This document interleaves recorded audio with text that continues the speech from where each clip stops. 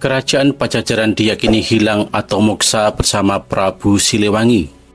Hal itu berdasarkan cerita tutur di masyarakat Sunda. Namun sumber primer mengungkap fakta lain.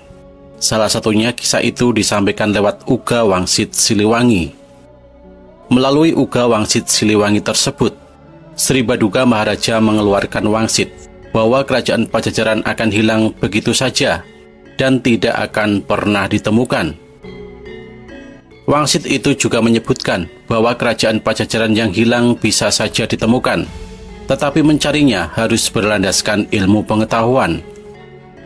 Kendati demikian, mengacu pada sumber primer, bahwa kejadian yang disebut kerajaan Pajajaran moksa atau hilang terjadi justru hampir 60 tahun setelah Prabu Siliwangi meninggal dunia. Ketika itu, kekuasaan kerajaan Pajajaran terus melemah sepeninggal Prabu Siliwangi dan Prabu Surawisesa. Para raja penerus dianggap kurang cakap memimpin kerajaan. Hingga akhirnya penyerangan terjadi oleh Kesultanan Banten. Ibu kota kerajaan Sunda, yakni Pakuan Pajajaran, dibakar habis, dan seluruh anak keturunannya dilenyapkan.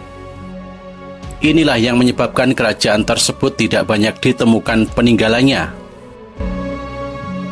Guru Besar Fakultas Ilmu Budaya Universitas Pajajaran Bandung, yakni Profesor Dr. Nina Herlina Lubis, juga mengungkapkan hal tersebut. Ditegaskan oleh beliau, setelah Prabu Siliwangi wafat, Pakuan Pajajaran sebagai ibu kota kerajaan Sunda masih ada. Awal keruntuhan kerajaan Sunda dimulai dari Sunda Kalapa yang dapat direbut pasukan Demak Cirebon di bawah pimpinan Fathahilah pada tahun 1527. Dari situ masih butuh 50 tahun meruntuhkan kerajaan Sunda. Kerajaan ini baru benar-benar runtuh pada tahun 1579. Profesor Dr. Ayat Rohaidi yang meneliti naskah Wangsakerta yang berasal dari Cirebon juga mengungkapkan hal senada. Ayat tidak sependapat dengan persepsi bahwa Sri Baduga Maharaja adalah raja terakhir dan kerajaan Pajajaran hilang. Sebab kerajaan Sunda baru runtuh pada tahun 1579, tepatnya 50 tahun setelah Sri Baduga Maharaja meninggal. Dengan mengikuti naskah Wangsakerta, berarti raja terbesar adalah Niskala Wastukancana sebagai Prabu Siliwangi pertama. Sedangkan raja terakhir adalah Suryakancana yang berjuluk Prabu Siliwangi ke-8. Kata Ayat seperti dilansir dari Historia. Naskah Wangsakerta juga menyebut bahwa Raja Sunda terakhir adalah Suryakancana, atau dalam carita Parahyangan bernama Nusya Mulya, yang memerintah selama 12 tahun, yakni antara tahun 1567 sampai tahun 1579. Sementara cerita berkembang dan menjadi keyakinan masyarakat, kerajaan Pajajaran hilang bersama Prabu Siliwangi atau moksa.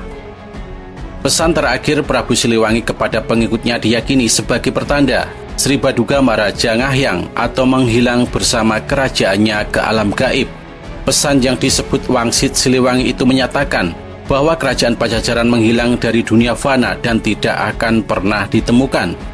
Timimiti poiu, Pajajaran lengit di alam hirup, lengit dayeuhna, lengit nagarana. Pajajaran moal ninggalaken tapak, jabat ngaran pikeun nu mapai. Sabab bukti anu kari bakal rea nu malungkir, tapi engke jaga bakal ayuna nyuba-nyuba supaya anu lalengit kapanggi deui. Nya bisa ngan mapaina kudu make amparan, tapi anu marapaina loba nu ari aing pang pinterna mudu aredan hela. Dari mulai hari ini Pajajaran hilang dari alam nyata, hilang kotanya, hilang negaranya. Pajajaran tidak akan meninggalkan jejak selain nama untuk mereka yang berusaha menelusuri. Sebab bukti yang ada akan banyak yang menolak, tapi suatu saat ada yang akan mencoba supaya yang hilang bisa ditemukan kembali. Bisa saja, tapi menelusurinya harus memakai dasar. Tapi sayangnya yang menelusurinya banyak yang sok pintar dan sombong, dan bahkan berlebihan kalau bicara. Setelah menyampaikan pesan, Prabu Siliwangi kemudian ngahyang, salah satu bunyi wangsit yang populer di kalangan masyarakat Sunda. Lamun aing geus ewoh marengan sira, tudelu tingkah polah mau. Kalau aku sudah tidak menemanimu, lihat saja tingkah laku harimau. Wangsit ini salah satunya yang mendasari keyakinan bahwa Prabu Siliwangi telah bersalin rupa menjadi harimau dan kerajaan Pajajaran kemudian menghilang. Sunan Gunung Jati atau Syarif Hidayatullah dikenal sebagai salah satu wali songo yang memiliki kesaktian. Kesaktian tersebut salah satunya dikisahkan dalam pelenyapan Pakuan Pajajaran yang merupakan pusat dari kerajaan Sunda. Dalam berbagai cerita rakyat disebutkan, saat kerajaan Sunda telah takluk, para pendeta Sunda Wiwitan berkeras hati dan menolak Sunan Gunung Jati. Akhirnya Sunan Gunung Jati melenyapkan pusat kerajaan tersebut, hingga para pendeta Sunda Wiwitan tak dapat lagi tinggal di istana yang telah lenyap. Runtuhnya kerajaan Sunda atau juga dikenal dengan kerajaan Pajajaran berawal dari mangkatnya Prabu Siliwangi. Kerajaan Pajajaran terus mengalami langkah surut. Para penerusnya banyak terjebak pada kenikmatan duniawi, hingga melupakan rakyat dan kedaulatan kerajaan yang harusnya dilindungi oleh sang raja. Langkah surut kerajaan Pajajaran terjadi sejak Ratu Sakti naik tahta menjadi raja keempat kerajaan Pajajaran. Dalam bukunya yang berjudul Hitam Putih Pajajaran, dari kejayaan hingga keruntuhan kerajaan Pajajaran, Ferry Taufik El Jagwene mengisahkan bagaimana buruknya tabiat Ratu Sakti.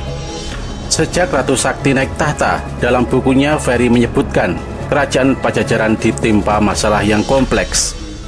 Masyarakat sudah tidak percaya lagi dengan pemerintahan Ratu Sakti karena kelaparan merajalela dibarengi dengan kemaksiatan dan kejahatan. Saat rakyat mengalami bencana kelaparan, kerajaan Pajajaran tidak memasok kebutuhan pokok rakyat. Ratu Sakti justru lebih suka mabuk-mabukan dan jauh dari agama. Tidak hanya itu, Ratu Sakti juga tidak mempedulikan tatanan hukum negara, sehingga rakyat mulai membangkang. Dalam buku tersebut dikisahkan, Ratu Sakti memiliki moral yang buruk, memberlakukan hukum semena-mena terhadap masyarakat kecil, yakni dengan menghukum mati penduduk, merampas harta masyarakat tanpa alasan yang pasti. Ratu Sakti juga dicap sebagai raja yang berani melanggar adat kedaton, sebab telah mengawini seorang putri larangan dari keluaran yang dilarang adat secara keras. Bahkan Ratu Sakti juga memperistri ibu tirinya sendiri. Kisah buruk pemerintahan kerajaan Pajajaran di bawah kepemimpinan Ratu Sakti berakhir setelah Ratu Nilakendra atau Tohaan Domajaya naik tahta. Ratu Nilakendra naik tahta pada tahun 1551 Masehi setelah Ratu Sakti tewas. Harapan akan datangnya Ratu Adil bagi rakyat kerajaan Pajajaran ternyata masih jauh panggang dari api. Ratu Nilakendra yang memerintah kerajaan Pajajaran selama 15 tahun, yakni pada tahun 1551 sampai tahun 1567 Masehi, justru tersesat pada sekte Tantra yang dianutnya. Sebagai raja, Ratu Nilakendra tidak melanggar larangan adat apapun, tetapi dia terjebak dalam aliran Tantra, merupakan aliran yang rutinitas melakukan meditasi dengan mengolaborasikan simbol yoni dan lingga. Artinya, dalam melakukan ritual meditasi, Ratu Nilakendra juga melakukan persetubuhan dengan sejumlah wanita. Aliran ini juga dianut raja terakhir kerajaan Singosari, yakni Kertanegara. Bahkan Kertanegara yang merupakan pencetus konsep kerajaan Nusantara dan berseteru dengan kerajaan Mongol tersebut, tewas secara tragis dibunuh oleh Jayakatwang. Kertanegara tewas terbunuh saat melakukan ritual meditasi sambil bersetubuh dengan sejumlah wanita. Sementara Ratu Nilakendra terjerumus dalam aliran mistis Tantra di saat kerajaannya menghadapi ancaman serangan dari Banten dan Demak. Tidak hanya itu, kala itu rakyat di kerajaan Pajajaran juga tengah dilanda kelaparan hingga terpaksa menggunakan cara apapun untuk menyambung hidup. Rakyat di kerajaan Pajajaran dibuat semakin kesal Saat mereka kelaparan dan tak mendapatkan uluran tangan dari kerajaan, justru Ratu Nilakendra memperindah keraton dengan membangun taman yang megah. Selain itu, Ratu Nilakendra membuat jalur penghubung antara taman dengan gerbang larangan menggunakan batu-batu. Dia juga melengkapi pernak-pernik istana dengan jimat-jimat, membangun rumah keramat sebanyak 17 baris, yang ditulisi bermacam-macam kisah lingkup kerajaan menggunakan lempeng emas. Ancaman dari Kesultanan Banten dan Kesultanan Demak membuat lingkungan istana kerajaan Pajajaran dilanda frustasi dan ketegangan yang mencekam menghadapi serangan musuh.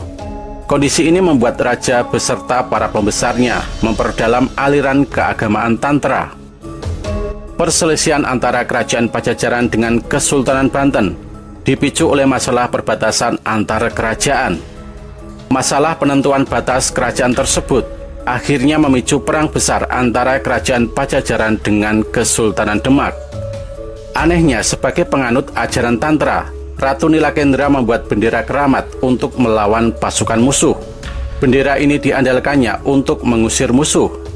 Kekuatan gaib bendera itu dipercaya dapat membuat pasukan musuh ketakutan saat menyerang kerajaan Pajajaran.